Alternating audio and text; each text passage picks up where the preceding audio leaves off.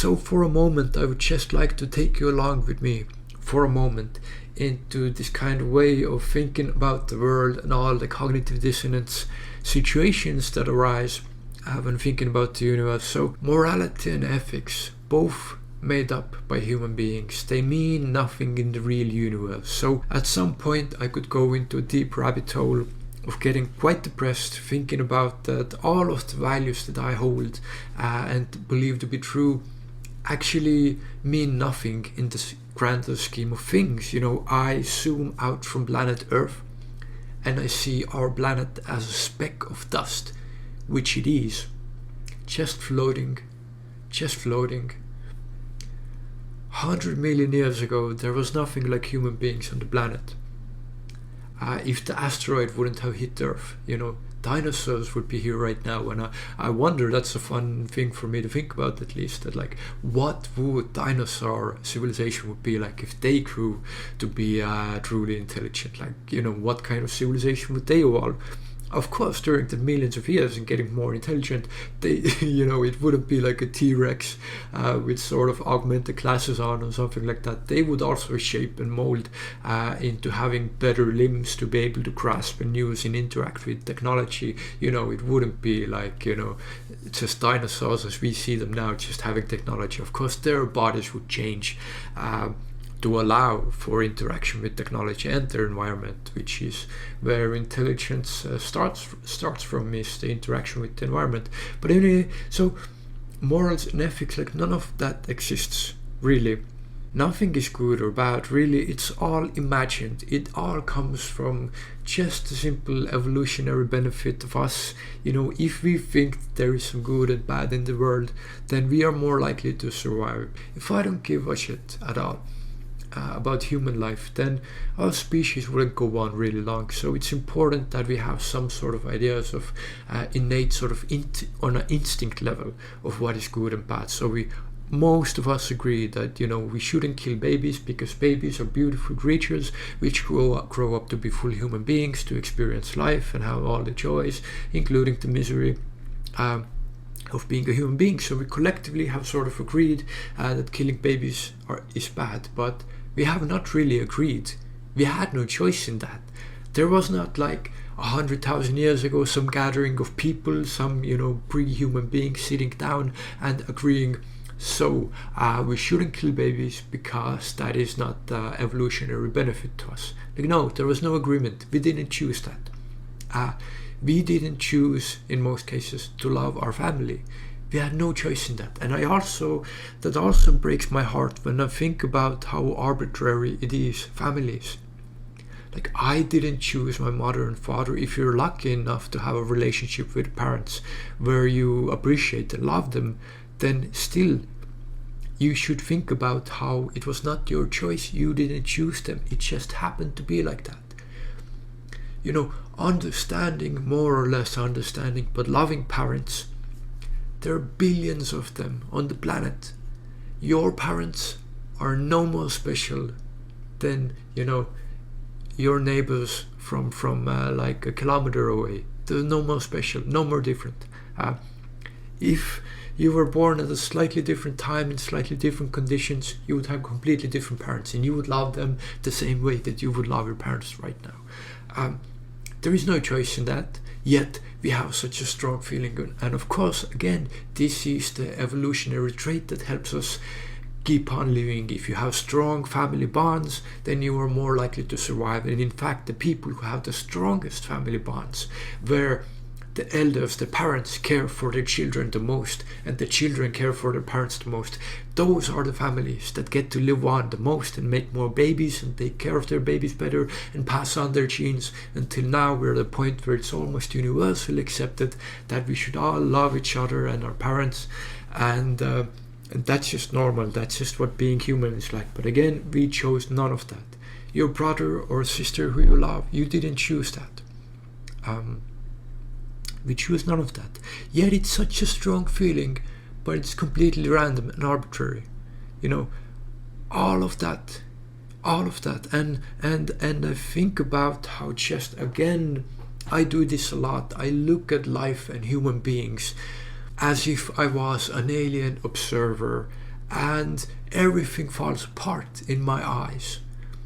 You know, the weird laws and social norms that we have created, that something is legal, something is illegal, that we have some government agencies, you know, that people are born into countries without any choice, and then they are brainwashed from birth to be citizens and obedient citizens when they have no choice in it. And then later, if they're lucky enough to be born in a good country, then they're patriotic when they had absolutely no choice in choosing their country. We could go down the rabbit hole of free will again if someone would want to make the argument, well, what about the people who choose the countries they live in, to go somewhere else and become a citizen there. That's a deeper question, in what choice do we really have? You know, you didn't choose all the childhood influences and things that happened to you that made you the human being that you were at the moment that you decided to move to Canada or whatever. Like, you didn't choose those conditions that made you want to move to Canada. But people are uncomfortable with this line of thinking, which I completely understand. But just this thought that I want to express and just think about is that, yes, thinking deeply about the world can be deeply uncomfortable. And I have to tell you that on the path of like learning and understanding more, there are levels and layers of belief systems and things I think are normal and all of this stuff that just crumbles and falls to dust. And then you look at those things that were at one point really valuable to you, maybe, that now are completely meaningless. But I look at this human world and it all sort of shatters and falls to pieces when, I think about how the incompetence, the corruption, the nonsense, none of this is real. None of this is real. This is just created by a bunch of monkeys and apes. If you look around us, these cities, these buildings, these cars, this technology, everything that we think is normal is not normal.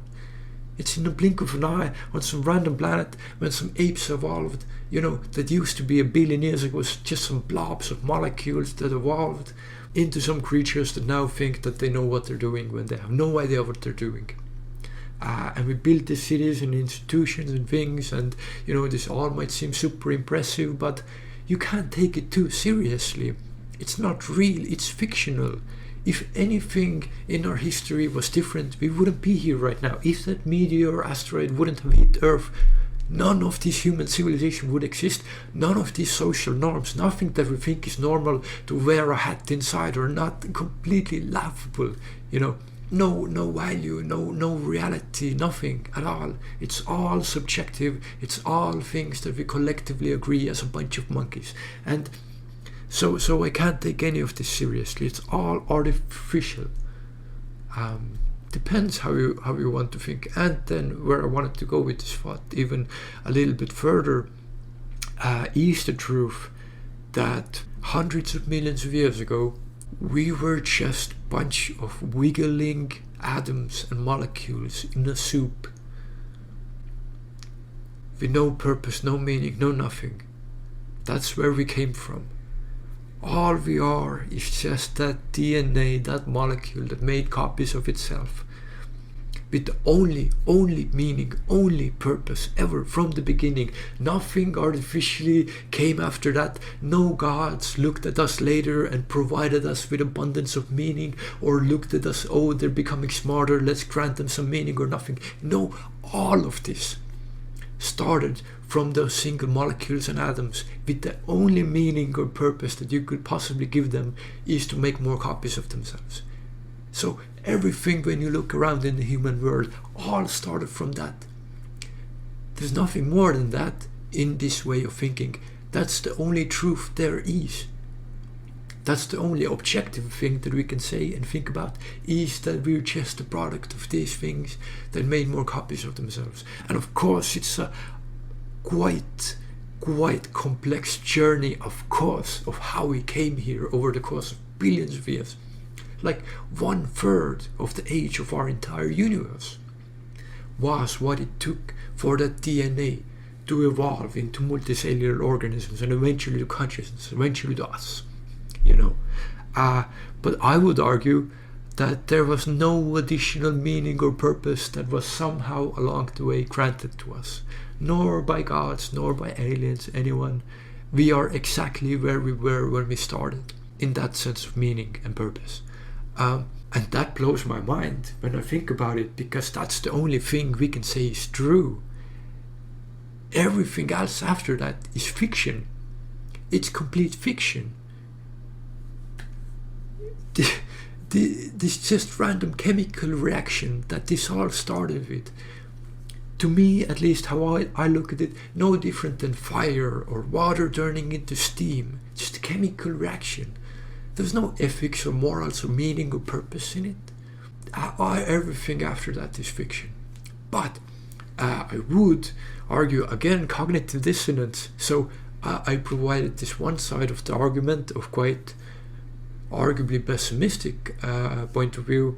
And again, this is not alone in isolation, this line of reasoning. This is also paired with cognitive dissonance. And the other side to this story, this way of thinking, would be that I think something might have changed with the rise of consciousness, because then it's no longer just chemical reactions.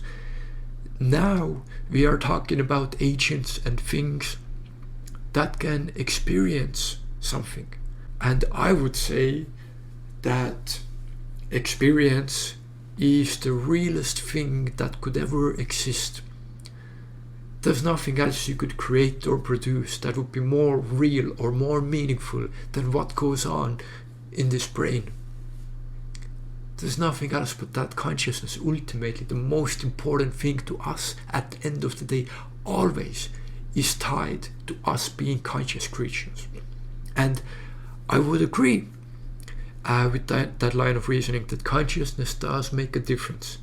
And the bigger the space of consciousness, the more it expands, the more the capacity to feel pain or pleasure. I think in a way it does gain some importance in some way. Any aliens we meet, this is also a fascinating topic to me. No one else seems to really think about this a lot, but I think it's fascinating that any aliens we meet, we would have one thing always in common with them, and that would be consciousness. The feeling of self-awareness, the feeling of what it is to be here right now, when we truly contemplate what that means. Just you without your name, your face, your age, whatever, all of that aside, only thing is you existing in this moment, what it feels like, the consciousness. What that is would be the same for any aliens we meet. They would, of course, might be way expanded consciousness than us, but we would exist in the same space of consciousness in a way. We might occupy some smaller space in that consciousness, they might occupy some bigger space in consciousness, but we would all be in a space of consciousness in this way of thinking. So, to me, fascinating that we would have that thing in common with them. And so, my point being that if we could agree on anything being meaningful in the universe, anything having any value at all, then that would be a conscious experience. That if a conscious creature feels good, then that feeling truly is worth something. That feeling is valuable. Of course, we could agree on the laws of physics and all of that, of course, but in terms of ethics and morals and, our delusions of meaning and stuff, one thing we could agree upon is that consciousness is the most important thing that there would ever be, because it's only through consciousness that anything else happens. But I would invite you to do this sort of exercises of cognitive dissonance. It always blows my mind when I think about how all of this is so arbitrary. We take all of this for granted. We think it's real, this human civilization, and this funny thing, we are so egocentric, and we think we're the center of the world, most important things ever. Everything in our world, created in our cities, in our stores, everywhere we walk around, everything is designed and created to keep us in this sort of space of egotistical, human-centered thinking. Everything's designed to sort of fold in on itself like this bubble of humanity, like stay inside here. So it takes a bit of effort to sort of pull out from it, and to sort of look at it from a side and to recognize that all of this is fiction, arbitrary. Everything is man-made. Don't take it for granted. Don't just think that this human world is all that exists. Everything is so relative. It's a complete randomness and complete miracle that we are here as beings that can even think a single thought and have a single experience at all. That is absolutely a miracle in a way. So there's a lot to think about. So why I want to talk about it is to sort of go against this sort of average way of thinking, of just taking it for granted that we are human beings in this human world doing human things, and that this is normal and that this is all there is. If there's something I want to get across, is that nothing is normal, and our entire civilization will change in just a couple of decades, unless something goes horribly wrong. But if something goes horribly wrong, then our civilization still changes. I'm talking, of course, about automation and artificial intelligence. So this was quite a long rant, and these are not always happy thoughts to think about, but for me, I do feel a really unique type of feeling, and it's almost a feeling of accomplishment when thinking about these types of things, because it's almost as if I had victory over the dumb monkey brain, that I was able to sort of come out of it for a moment and to think bigger than that, to think bigger than I was designed to think. And I think that's cool. So I hope there was something interesting here for you. If you have any thoughts, please share them in the comments, and of course, thank you so much for watching, and take care.